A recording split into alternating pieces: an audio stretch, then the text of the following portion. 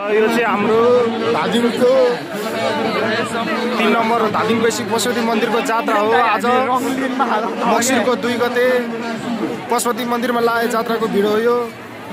सबैजनाले हेर्नुलाई कस्तो छ। सधैँ चाहिँ हाम्रो यहाँ चाहिँ जात्रा लागेको छ। प्रत्येक वर्ष लाग्छ पशुपति डाँडामा। धादिङ नीलकण्ठ यो चाहिँ जात्रा भइरहेको छ। यता मन्दिर यता भयो।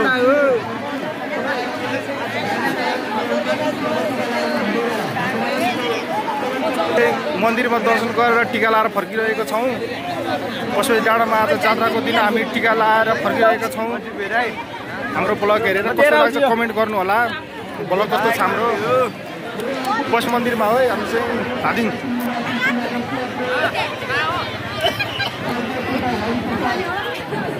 यहाँ चाहिँ हाम्रो यो मन्दिरमा चाहिँ दर्शन गर्न आउने भक्तजनहरूको धेरै भिड भइरहेको छ।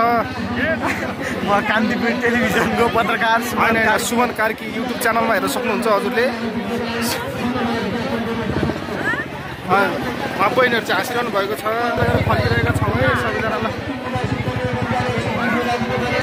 मैले चाहिँ मन्दिरमा गएर दर्शन गरेर मेरो छोरी र श्रीमतीलाई टिका ल्याइदिएको। भ्लग जात्रामा हामी आऊ त यहाँ भाइ यता नानी छोरीले आफ्नो छोरीले यहाँ के अरे एउटा बल के हो यो भलिबल भन्छ के भन्छ यसलाई।